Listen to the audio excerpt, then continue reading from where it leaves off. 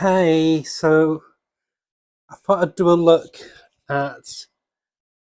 I'm thinking it's not really a series, but I'm going to be doing like recommended or hidden treasures of books I think should have been made into like evergreens, like The Dark Knight Returns, Batman Year One, Watchmen, V for Vendetta. They're like evergreens. They're always going to be in print, addendum. But there's loads of series in the 80s and 90s and early 2000s that came out, especially from DC, I'd say more than Marvel, because Marvel is so hampered by continuity. So if you don't read the past 40 issues, you won't understand what the hell this story is, what's been collected. Um, but DC have this knack of doing like gems that are done in 3 or 4 issues. And especially in the 80s and 90s, they brought out a series of prestige format books, which are like this kind of style, where they're a cardstock cover, 48 pages, no, like about a few dollars dearer than a comic. Um, and one that I think's been criminally overlooked. I mean, it did get collected at one point about 15 years ago, but it never got reprinted again. And it was Twilight by Howard Chaykin, Jorge Luis Garcia Lopez, and Steve Olive. And these, when they came out, they caught my attention straight away just for these really dynamic covers.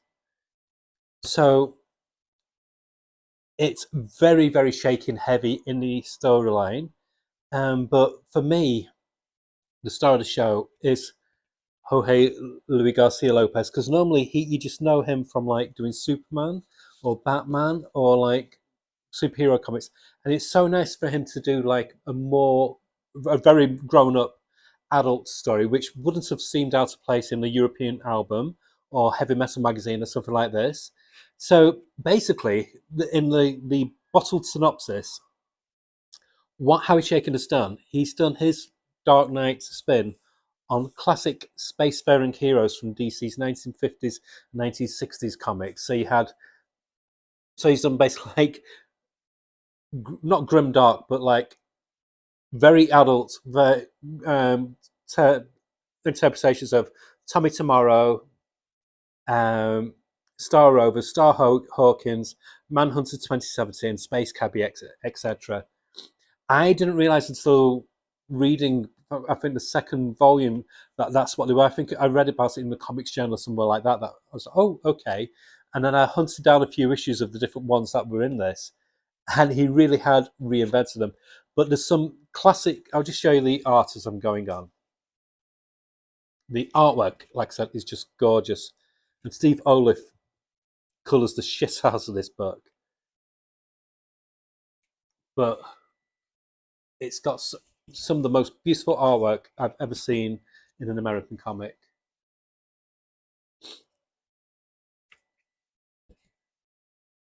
So it's set in the far future, and it's a very hard-edged science fiction tale, as this page illustrates.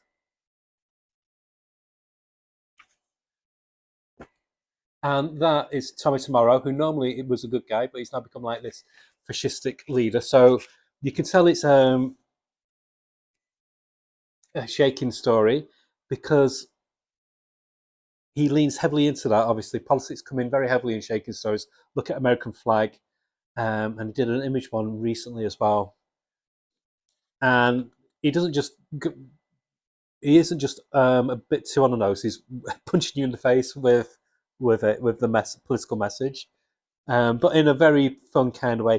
And he always has a guy like this who is just basically a slob and has. There's always scantily clad women, as you can see here, and a lot of them are robots who are all over him. And there's another trope in here which I can't ignore because this is something that he's used in his stories previously. I don't know if it's in this issue.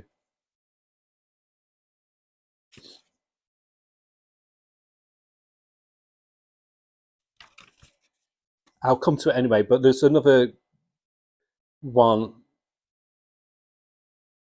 another trope what he uses in a lot of his comics, which is apparent in here. but it's just absolutely gorgeous, and it's such an expansive storyline. I just picked this up again recently. I got it this week. It cost me, I think it was £7 from eBay for all three of them, so it is worth hunting down. You can, if you're lucky. I saw it once, but it went as soon as I saw it. I did see the trade paperback collection of it, and if you can find that, I do highly recommend it. But even so, in this format, it's like having three little graphic novels. But it's a really expansive story that covers not just one planet, but planets plural. So it's as if he'd taken the gem of what he'd used in American Flag and gone even more expansive with what he could do with science fiction tropes. It was it came out in 1990 and ran till 1991, but it's just absolutely showcase what you can do with a comic about intellectual properties owned by the comic company. This one say, yeah. So there's this cat here, and it's very much like the cat from American Flag, where it's been fitted with a chip where it can speak and it can converse, and it can be the eyes for this guy. And there's tips for the hats as well with the art style to Mobius from the Incal, etc. As you can see with the headdress. So how Chaykin knew what he was doing. He knew he was leaning very much into the European comic science fiction art of Mobius and other particular artists like Enki Bilal, etc. There's also a feel to it, story-wise, of The Fifth Element.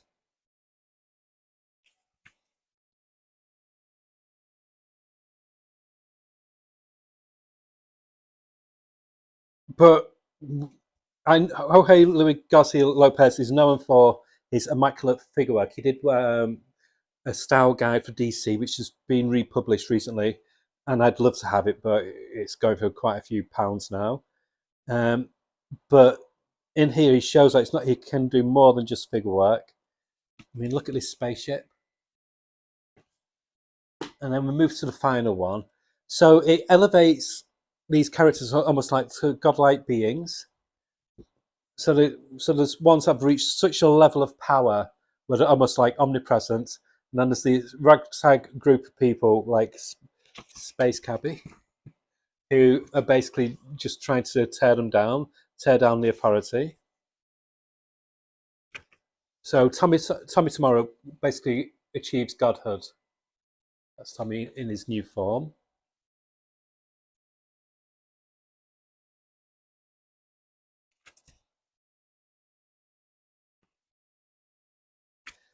And it's not a Howard Chaykin book unless if there's no sex. If it doesn't have some sex scenes in it, which this does.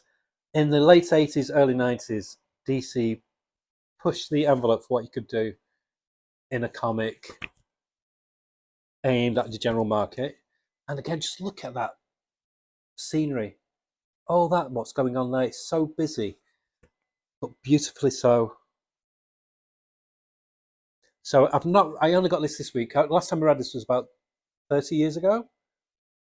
35 years ago? Yeah, 35 years ago when it first came out. So I will most likely do a review after I've read it, but I'm going to take my time with it because I want to just savor the beautiful artwork. But I just wanted to highlight the art, and I do recommend you hunting it down. Like I said, you can get it for quite a reasonable price on eBay and private sellers, etc. Just for the sheer beauty of the art. Even if you don't care for Harry Chaykin as a writer, it's worth getting just for an example of how far you can push the medium of comic art.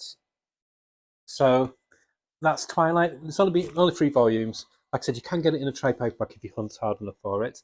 I will be doing another hidden gem soon, which is coming hopefully in the next few days, which is a lost masterpiece by the creator of Nocturnals, Dan Brereton. He did a book in the 90s, I think it was the 90s, for DC, which I've managed to get a trade paperback of. I didn't know they did it in the trade paperback.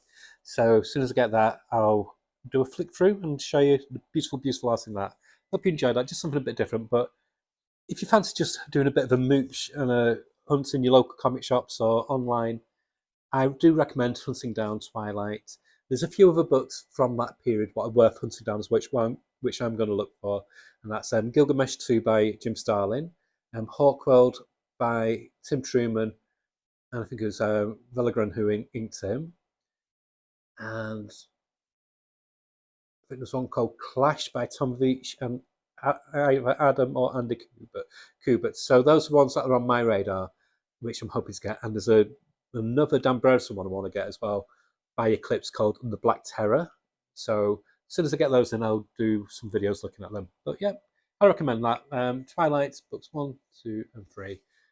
One that's been lost in the sands of time, which should be made into an evergreen. It's a great story, and the artwork is just some of the nicest artwork you'll ever see in a comic. Okay, bye.